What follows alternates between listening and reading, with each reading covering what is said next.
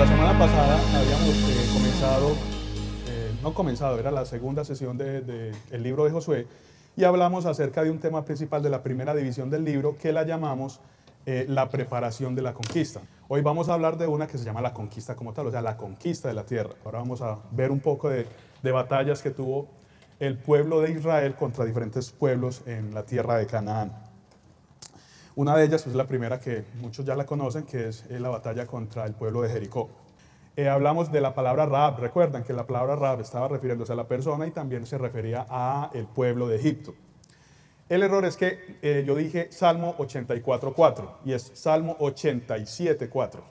Entonces es bueno que lo corrijamos para que cuando tengamos las notas podamos referirnos cuando estemos estudiando a que es 87.4 el Salmo.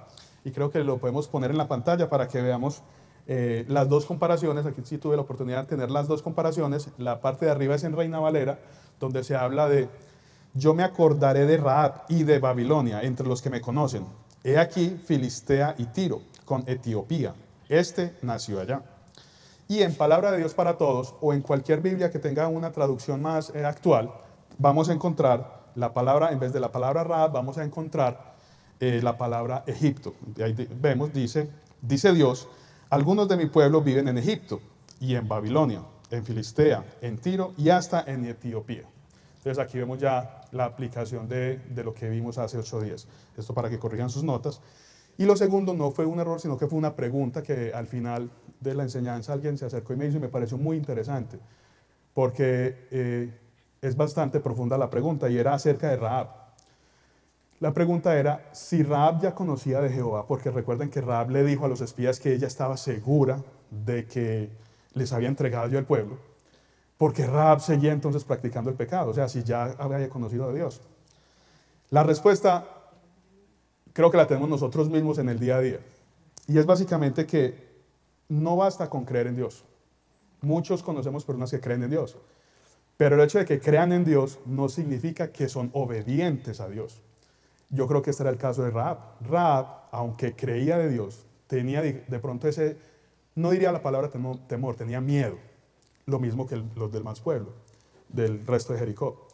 Cuando ella tiene este encuentro de muerte, llamémoslo así, porque ella ya estaba en peligro de muerte con su familia, con los espías, ese es el punto crucial donde ella ya deja de creer en Dios, adiciona a creer a Dios, incrementa su fe en Dios.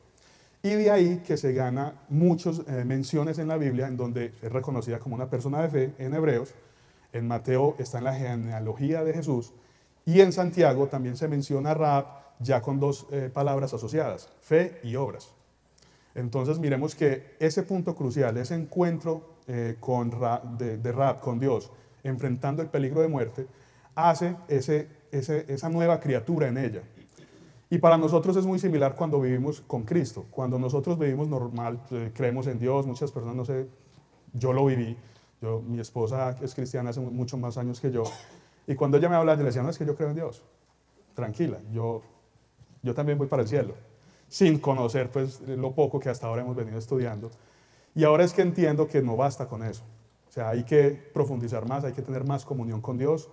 Lógicamente hay que tener a Cristo en nuestro corazón y con seguridad eso nos va a ayudar a, como Rahab fue salva en este momento, a nosotros ser salvos y encontrar este propósito que tiene Dios para nosotros, que es estar con ellos en la eternidad, ¿cierto? Para esto, pues quería traerles un versículo que soporta esta respuesta y está en 2 Corintios 5:17, que dice, de todo modo, si alguno está en Cristo, nueva criatura es, las cosas viejas pasaron, y he aquí todas son hechas nuevas. Entonces aquí vemos la respuesta. ¿Qué pasó con Rahab? Antes era una criatura, llamémosla así, de la creación, que practicaba el pecado, aunque creía en Dios. Después de ese momento fue hecha nueva criatura, así como nosotros ya somos nuevas criaturas por medio de Jesucristo. Habiendo ya entonces hecho de pronto esta pequeña mención a la enseñanza pasada, también recordemos que hablamos de los espías, del paso del pueblo por el Jordán, luego de los monumentos que hicieron tanto en el centro del río como en la orilla del río, y finalmente el pueblo terminó con la celebración de 3 fiestas, y con un evento a los hombres que fue la circuncisión, sellando el pacto con Dios en ese momento. Al final, terminamos hablando del encuentro entre Josué y Jesucristo. Eso fue como finalizamos hace 8 días. Eso nos da pie para lo que viene hoy, que es la batalla con el primer pueblo que se iban a encontrar, que como lo mencioné, es el pueblo de Jericó. Hablemos entonces un poco de Jericó. Jericó pues es famoso por lo que ya todos conocemos, las murallas, ¿cierto? Todos hemos hablado de las murallas de Jericó. Quería darles unos datos de estas murallas para que nos dimensionemos eso, porque de pronto si no lo visualizamos como fue la realidad, de pronto podemos minimizar ese milagro de Dios. Y las murallas, estamos hablando de que la construcción eran aproximadamente de 5 metros de altura, estamos hablando aproximadamente de 16 pies de altura, eran unas murallas bastante altas, y el ancho de las murallas era aproximadamente de 3 metros, es decir, aproximadamente 10 pies de ancho. Con esta imagen podemos ver lo fortificada que era Jericó. Jericó era famosa en ese momento porque era un pueblo que cuando se cerraba quedaba totalmente hermético, es decir, ni nadie entraba ni nadie salía. Y esto lo podemos confirmar en la Biblia. Si vamos a Josué 6:1, dice, Jericó estaba cerrada y atrancada por causa de los hijos de Israel. Nadie entraba ni salía. Esto es posterior a que los espías se escapan y el rey, por temor al pueblo, por temor lo que ya sabían que se les venía, decide cerrar la ciudad y ponerlo en estado de alerta. Antes de seguir hablando un poquitico de ese estado de alerta, también otro dato interesante que podemos sacar de Jericó es la palabra Jericó. La palabra Jericó viene del hebreo Jerijo. Jerijo se relaciona con otra palabra hebrea que se llama Yareá. Y a su vez, esa palabra se traduce como luna. ¿Qué interesante hay en esto? Es que en esta época se adoraba al dios Luna. Y Jericó era una ciudad que, historiadores, eso no está en la parte de la Biblia, se dice que Jericó fue un antiguo centro de adoración de este dios. Entonces aquí vemos la relación de lo que pasaba ahí. Y vamos entendiendo un poco por qué, más adelante lo vamos a entender mejor, por qué Dios está erradicando todos estos pueblos de la tierra de Canaán y por qué está usando al pueblo para hacer esto. ¿Listo? El listo se me queda. Esto como lo confirmamos que estos pueblos estaban perdidos en toda la parte de pagana. Si vamos a Deuteronomio 20, de los versículos 17 al 18, vamos a entender que Dios ya tenía esta visualización de estos pueblos.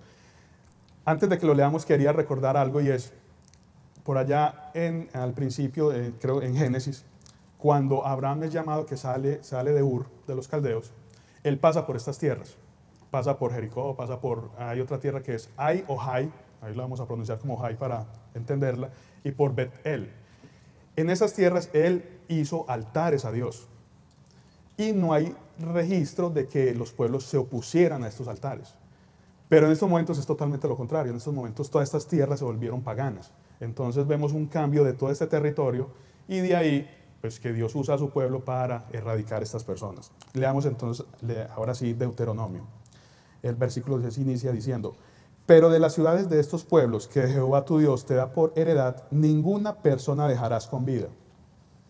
Si alguien tiene Biblia, subraya esto, de que no dejarás a nadie con vida, sino que los destruirás completamente. ¿Por qué? Porque vamos a ver que hubo una desobediencia en esto y eso causó unos problemas tremendos.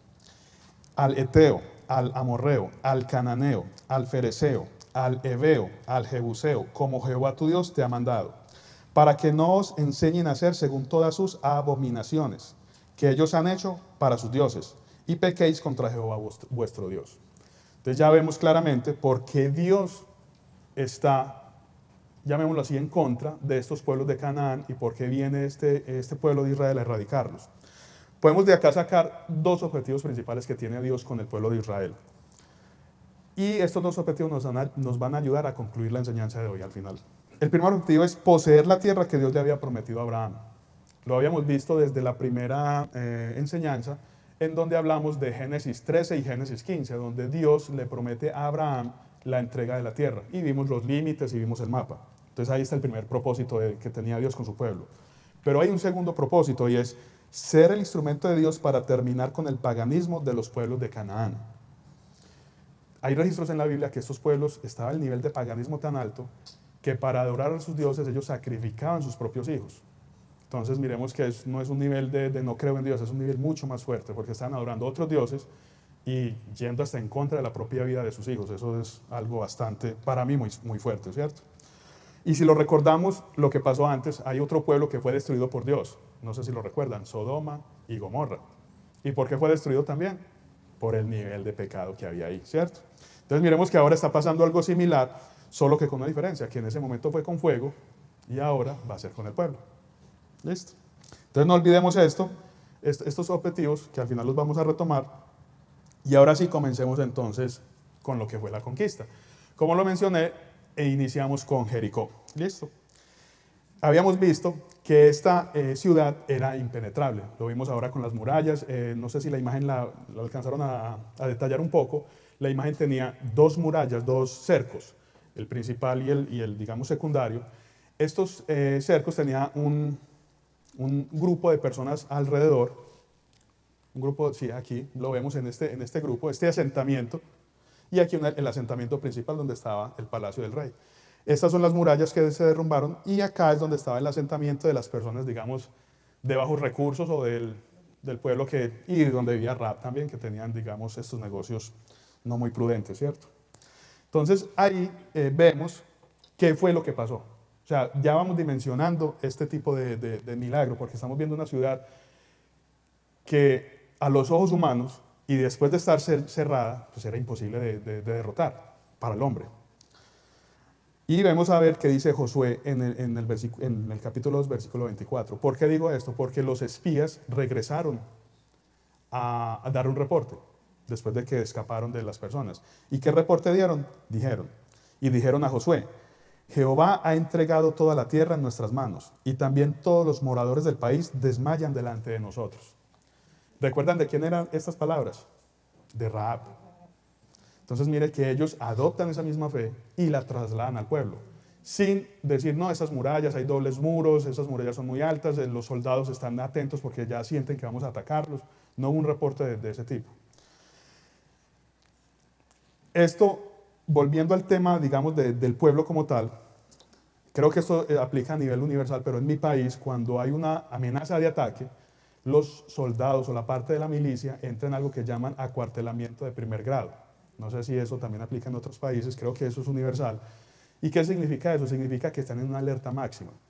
Y significa que están atentos a un ataque inminente. O sea, ellos sabían que los iban a atacar. Por ende, los soldados estaban preparados ya para la guerra. Entonces, imaginemos esas murallas que vimos ahí, llenos de soldados, atentos al pueblo de Israel cuando viniera. ¿Para qué? No para esconderse, para atacarlos antes de que ellos lo atacaran a ellos, ¿cierto? Entonces tenemos que tener esto porque ¿cómo entonces el pueblo iba a atacar?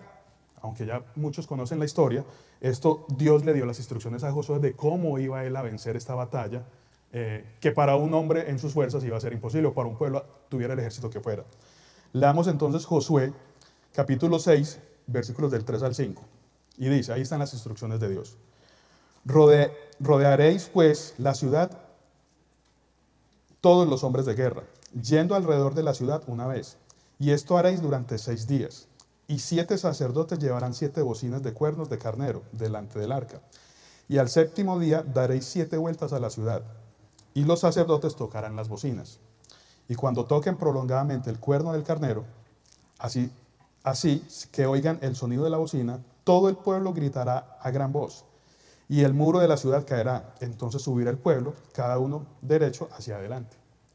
Ya vimos lo que pasó entonces, ya digamos que conocemos esta parte de la historia, pero vuelvo y repito, o sea, desde el punto de vista lógico humano, decirle a uno que vaya y ataque una ciudad fortificada es bastante complejo. O sea, hay que tener una fe muy fuerte para que pase eso. Hay un evento a nivel de la guerra mundial que fue declarado como el Día D, donde perdieron la vida una cantidad de personas que se enfrentaron a una batalla donde estaban totalmente acorralados, etc. El punto es, ¿por qué traigo esta colación? Porque aquí vieron muchas bajas en el Día D. O sea, estoy hablando de de la Segunda Guerra Mundial. Aquí no hay registro de bajas del pueblo de Israel. O sea, aunque se enfrentaron a un volumen de soldados que los iban a atacar, no vieron bajas. Fue un total milagro de Dios. Entonces, tenemos que entender esto porque nos dimensiona. Yo no lo había entendido de esa manera hasta que lo leí un poco más profundo y vi la dimensión del milagro. Porque más adelante vamos a tocar un tema acerca de estudios humanos. Alguien hizo un estudio y evaluó geológicamente la Tierra y encontró que en esta fecha, por la fecha que fue esta guerra, hubo un terremoto. Y el terremoto pues es la explicación humana de que derribaron las murallas. Pero no hay una explicación humana de cómo entonces el pueblo sobrevivió. Si hubo un terremoto, pues los pueblos de Israel también tuvo que haber sufrido bajas. Y no hubieron bajas del pueblo de Israel. Entonces, pero más adelante vamos a tocar ese punto, que es el milagro total de Dios en este caso. Cuando pasa entonces este evento que tocan el shofar, ¿qué pasa? Se caen las murallas, ya muchos conocen la historia, es el grito, caen las murallas y lo primero que hacen es entrar al pueblo de Jericó, a las ciudades, y rescatar a Rahab y su familia, que se acuerden que era el juramento que habían hecho los espías con Rahab y su familia. Pero hay una cosa que pasa acá, que puede pasar un poco desapercibida, y es que hay una advertencia de Dios en este milagro. Y es que Dios advierte que de esta ciudad el pueblo no puede tomar absolutamente nada. Y dice una palabra muy fuerte, en los versículos dice que esta ciudad, Él la llama una ciudad anatema. Eso significa que esa era una ciudad mundana, una ciudad dedicada a lo malo, o una ciudad maldita. Y posterior a eso, Josué hace un juramento. Lo encontramos en Josué 6:26.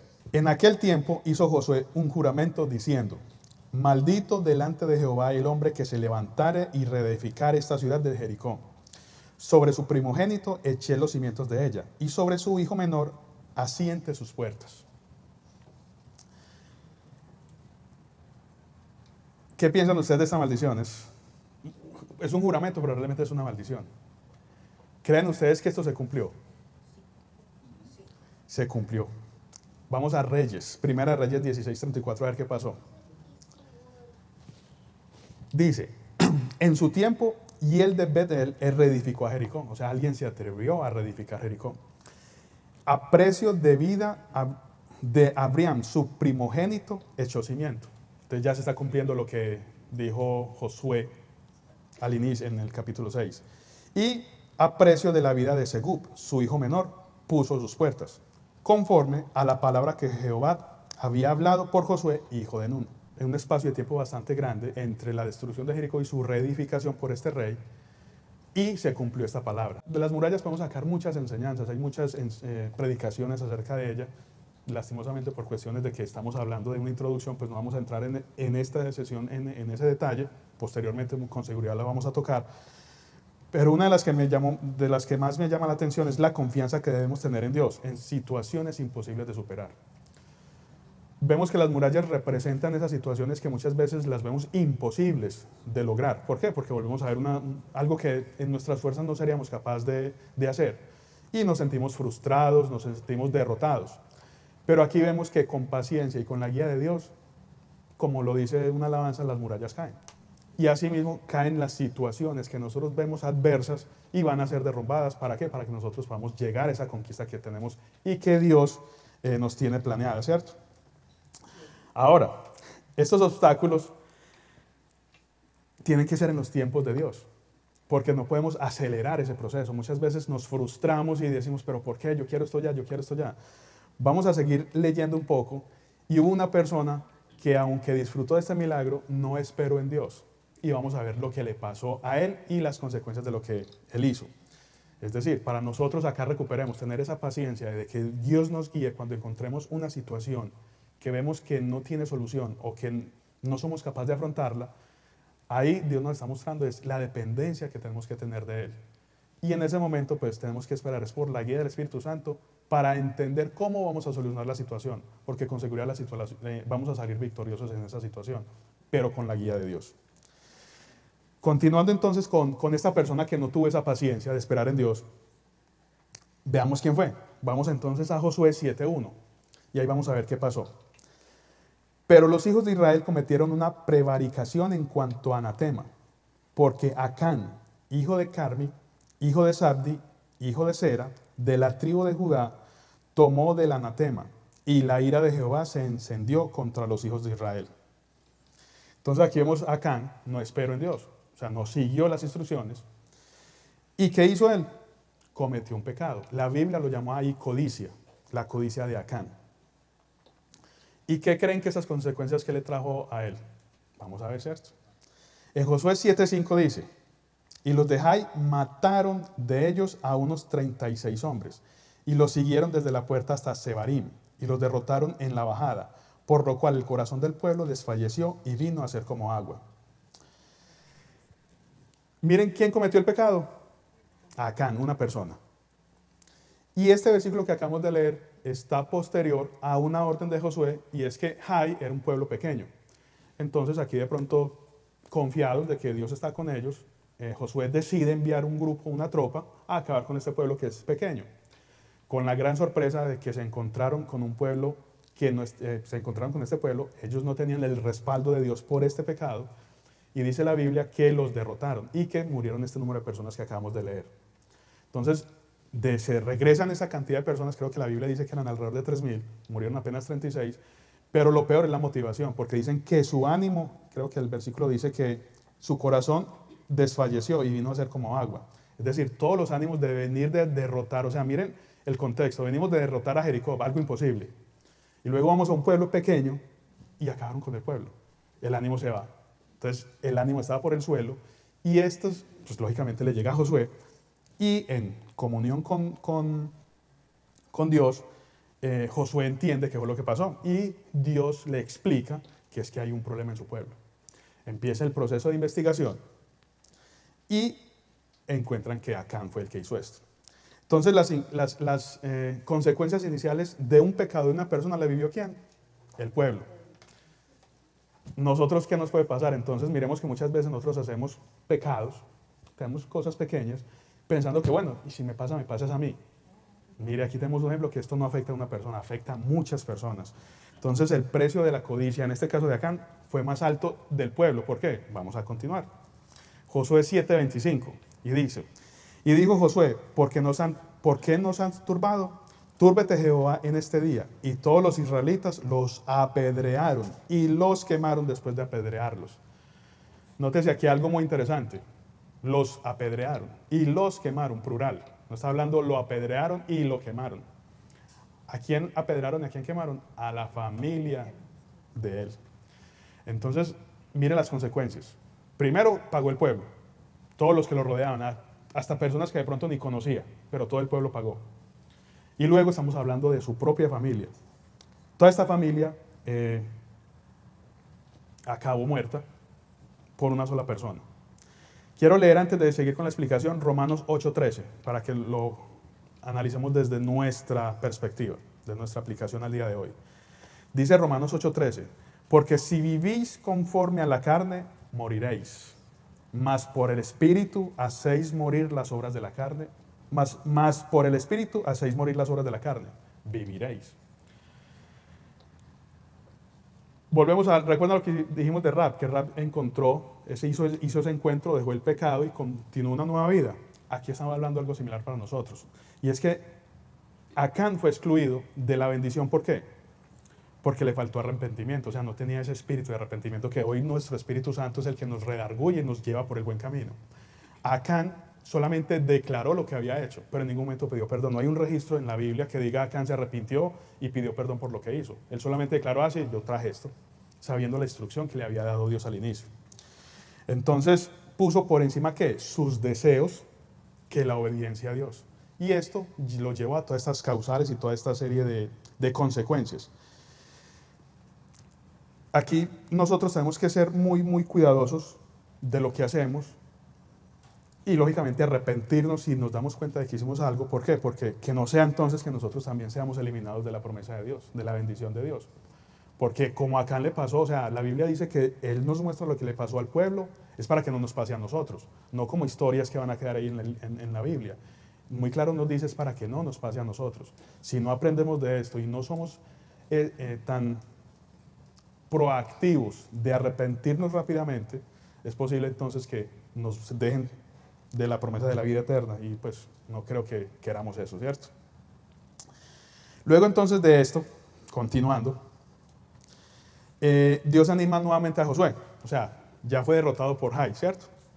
Y le dice, ya muerto el pecado, ¿cierto? Por parte de Acán, perdón, muerto Acán y perdonado el pecado, Josué nuevamente, bueno, no Josué, todo el pueblo haya gracia en Dios y Dios vuelve y lo anima a combatir a Jai. ¿Listo? Con algo muy interesante, ya le dan una estrategia. Miren que en el primer milagro Dios se encargó de todo en Jericó. Luego acá Dios le da unas instrucciones muy claras a Josué de cómo va a ir a derrotar a Jai. Antes de que leamos el versículo, quisiera que viéramos un mapa. Los rojos es el pueblo de Israel, el azul son los soldados de Jai.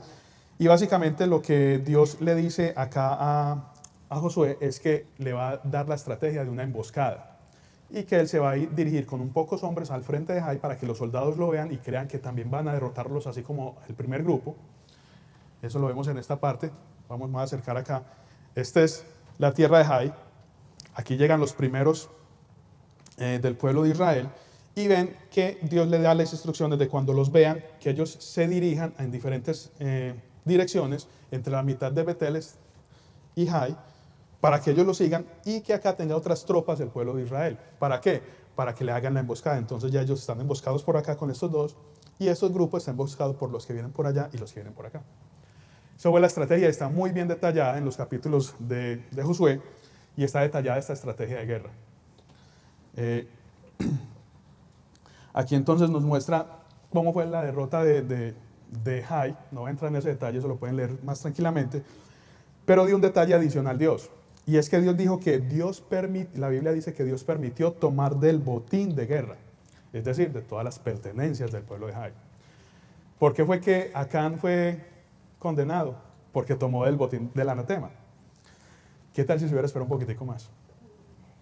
O sea, hubiera esperado días, porque estos fueron días, y tranquilamente hubiera disfrutado de esta bendición porque hubiera llenado ese vacío que él tenía en ese momento, pero en los tiempos de Dios. Esto aplica para nosotros tranquilamente. O sea, si nosotros no esperamos en los tiempos de Dios, si nos afanamos que todo es de nosotros, pues las consecuencias las vamos a vivir, ¿cierto? Con Dios no vamos a tener consecuencias, pero en nuestras fuerzas vamos a tener consecuencias. Y esto es lo que más importante nos debe quedar claro de esta guerra de Jai. Que aunque Dios nos da la victoria, también nos da esa bendición de esa victoria, disfrutar esa victoria. No como en Acán, que hizo la victoria, pero no disfrutó de la victoria. Perdón, ganó la batalla, pero no disfrutó de la victoria. Aquí vamos viendo dos patrones que, si los pueden tomar nota, es muy interesante porque me gustó como me hizo reflexionar bastante. Dos patrones del pueblo de Israel. Esos dos patrones, el primero es que después de la obediencia siempre sigue una victoria. Y después de una victoria sigue una bendición. Ese es el primer patrón. Pero también vemos otro patrón del pueblo y es, después de una desobediencia sigue una derrota. Y después de una derrota sigue un juicio. Siempre vamos a ver esto. Ahora lo que nos tenemos que preguntar nosotros, ¿en qué de esos dos patrones queremos estar nosotros? Yo quiero estar en el de obediencia, victoria, victoria, bendición. Y espero que todos queramos estar en esos. En el siguiente evento es una alianza de 10 reyes. Eso lo vamos a ver después de la batalla de Jai. Y es que un rey, Adonisec, rey de Jerusalén, convocó varios reyes. Ya viendo que venían el pueblo de Israel derrotando pueblo tras pueblo, él convocó una alianza y eran aproximadamente una alianza de 10 reyes. En Josué 10:5 vemos esto y dice, y 5 reyes de los amorreos, el rey de Jerusalén, el rey de Hebrón, el rey de Jarmut, el rey de Laquis y el rey de Eglón se juntaron y subieron, ellos con todos sus ejércitos, y acamparon cerca de Gabaón y pelearon contra ella.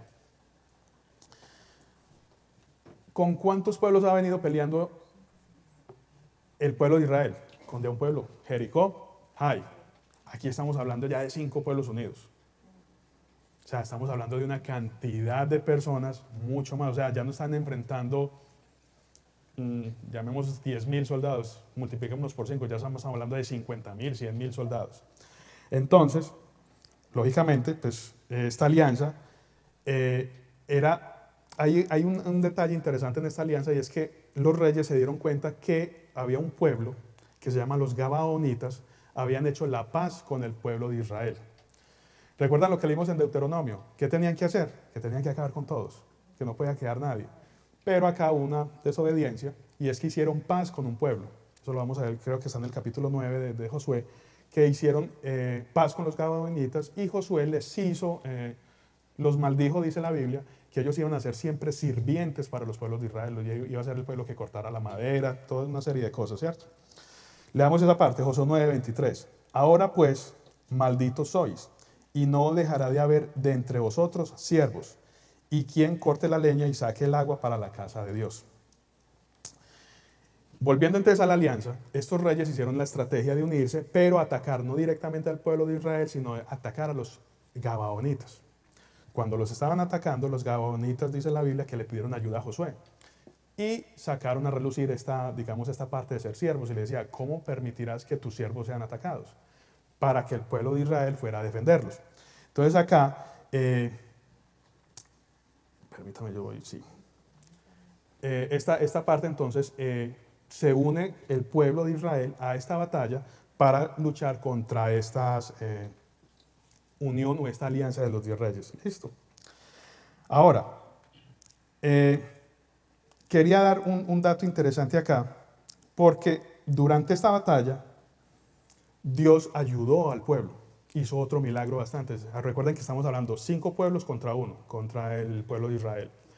Dice la Biblia entonces que Dios hizo otro milagro acá, haciendo caer piedras de granizo.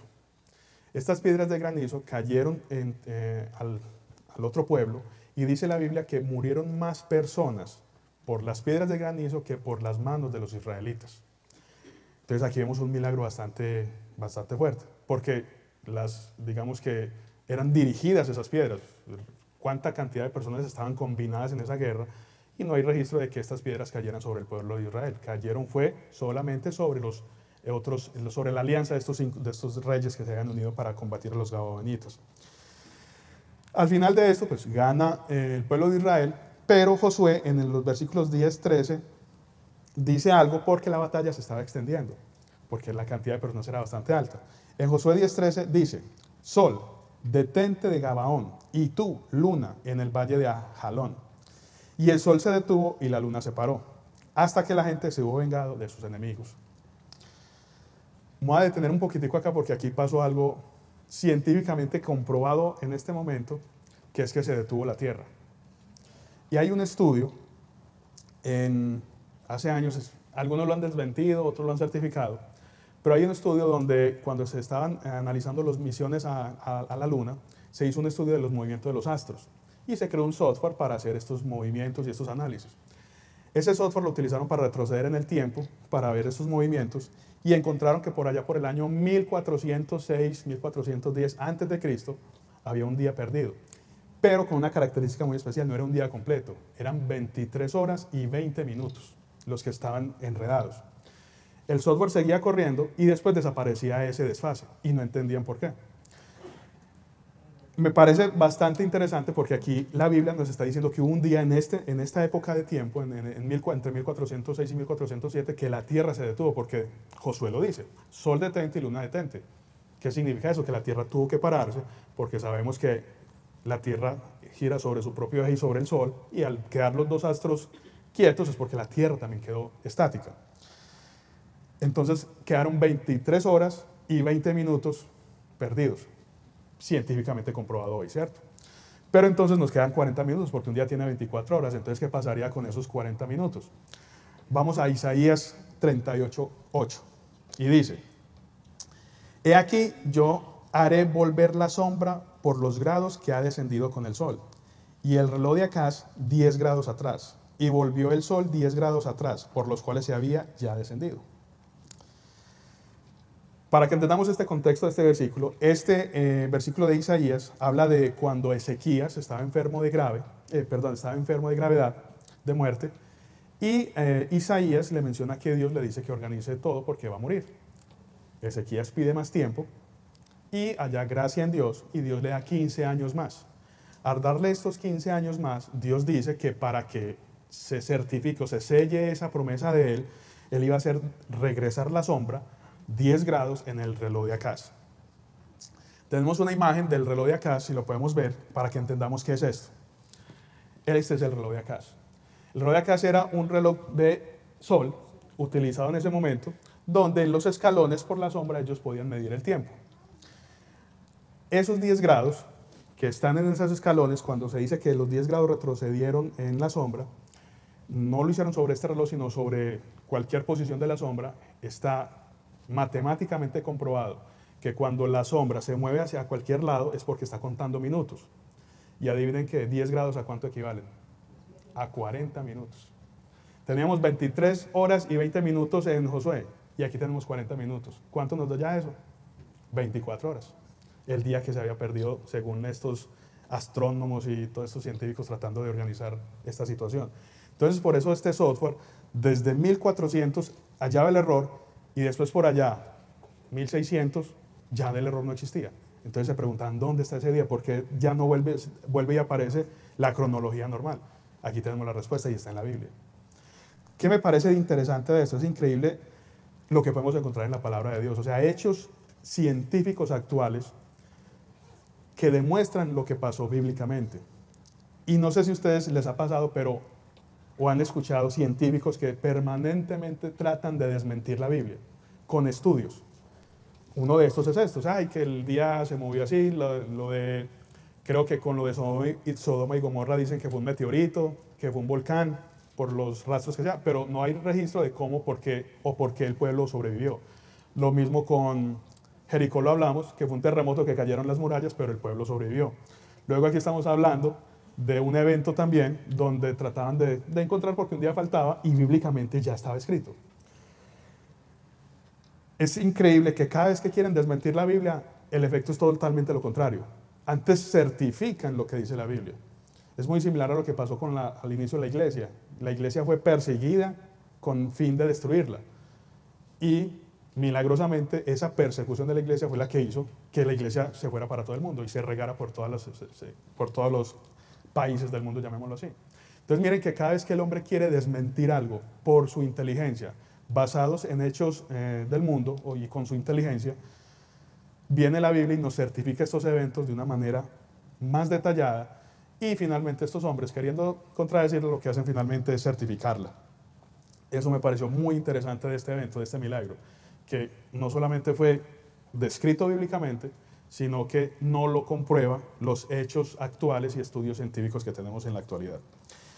Para que vayamos entonces concluyendo, ya para ir finalizando, la parte de la conquista finaliza con algo que llama la Biblia la alianza de Javín.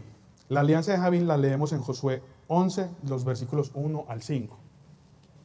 Y dice, cuando oyó esto, Javín, rey de Hazor, envió mensaje a Jabat, rey de Madón, y al rey de Simrón, el rey de Aksaf, y los reyes que estaban en la región del norte en las montañas, y en el Arabá al sur de Cineret, en los llanos, y en las regiones de Dor al occidente.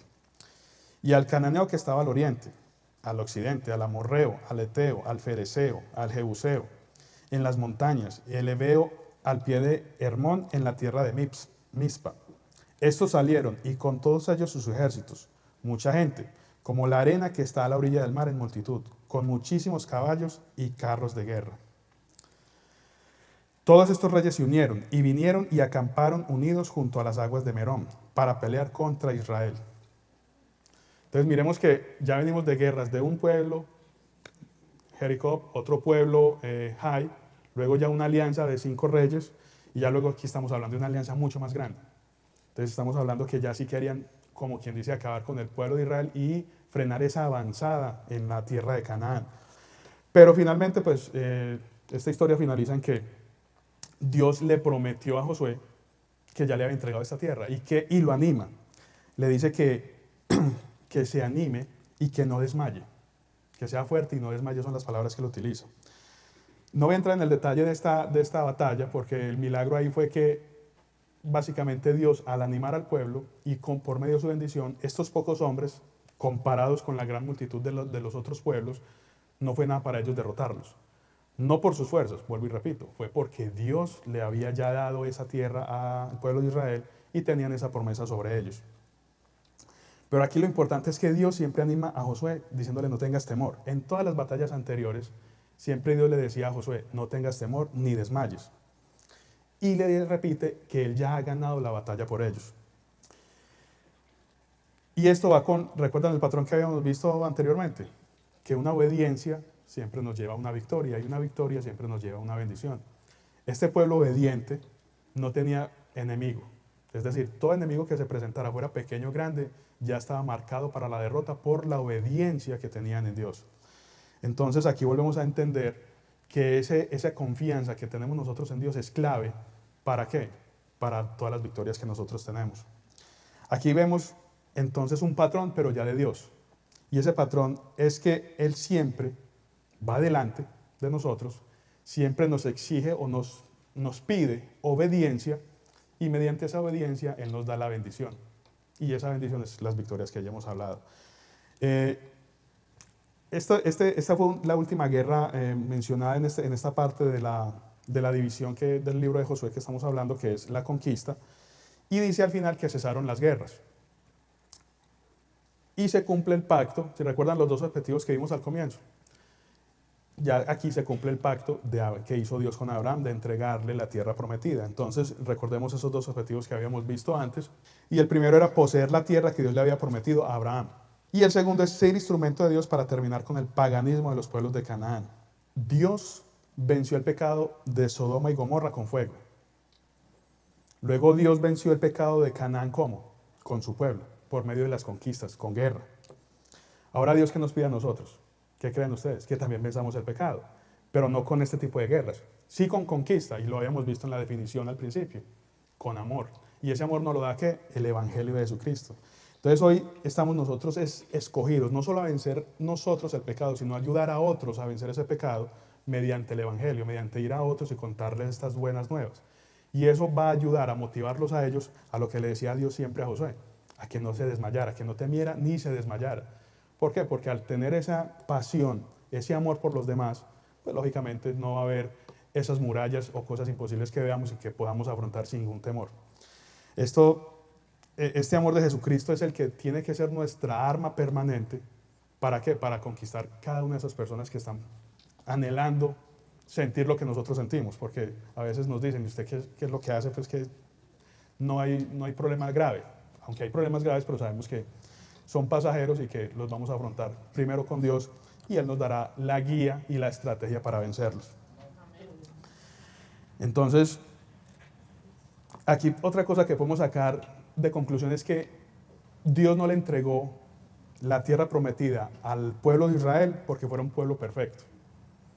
Porque al principio dice muy claro que eran de dura cerviz, creo que dice así. Pero sí se lo quitó a otros. ¿Qué diferencia había entonces entre el pueblo de Israel y los pueblos de Canaán? Que el pueblo de Israel era consciente de su imperfección, que sabía de su dependencia con Dios y era obediente a Dios.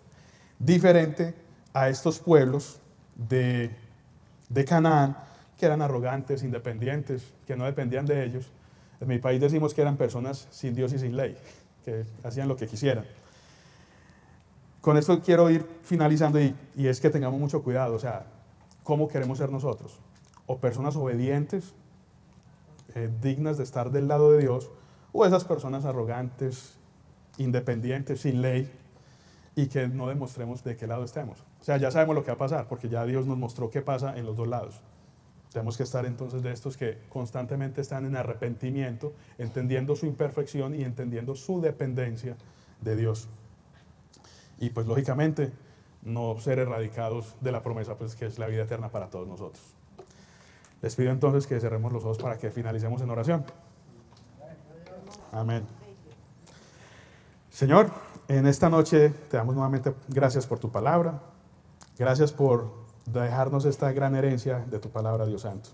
Como lo mencionamos, sabemos que nos enseñas todo esto es para que no lo volvamos a vivir, para que aprendamos por ellos, Dios Santo. Y así nosotros podemos cada día disfrutar de las victorias que nos das, de las estrategias que nos das, guiados por el Espíritu Santo. Gracias, Dios, por tu amor por nosotros, porque gracias a este podemos mostrar a otros lo que tú sientes por nosotros.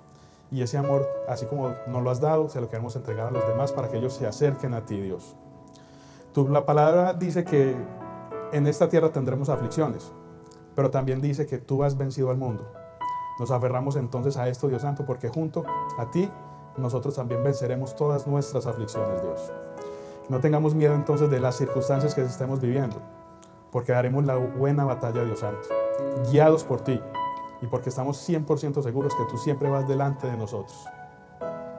Te oramos, Dios, entonces para que el Espíritu Santo nos dé la paciencia, Dios, y así podamos esperar en ti y no seamos como Acán, que nos desesperemos por nuestra ansiedad y queramos disfrutar inmediatamente de lo que creemos que son tus bendiciones. Sabemos que tus bendiciones siempre traen paz y gozo a nuestro corazón. Y eso es lo que tenemos que tener certeza nosotros, Dios. Que cada que tengamos algo nos va a traer paz y felicidad. Y sabremos que es tu bendición, Dios. Tu palabra nos muestra también las intenciones de nuestro corazón, Dios. Los deseos de nuestra carne. Te pido entonces que esta palabra de hoy nos muestre qué queremos, Dios. Qué es lo que queremos enfrentar. Y que seas, como lo he venido diciendo, tú guiándonos, dándonos la estrategia clara para vencer estas circunstancias y poder alcanzar todas estas promesas que tú tienes para nosotros. Señor, te pido que nos animes para que no desmayemos en todo lo que tenemos por hacer. Que tú nos des la seguridad, la tranquilidad, Dios, de todo lo que estemos afrontando. Y hemos aprendido, Dios, que tú siempre nos preparas para las conquistas. Pero hoy también vemos que no solo nos preparas, sino que también nos guías en ellas, nos das las estrategias claras para alcanzar nuestras victorias. Gracias por tu sacrificio, Señor, en la cruz. Por este sacrificio somos dignos de estar en tu presencia, Dios. Y así como lo dice tu palabra, Dios, más gracias sean dadas a Dios, que nos da la victoria por medio de nuestro Señor Jesucristo. Amén.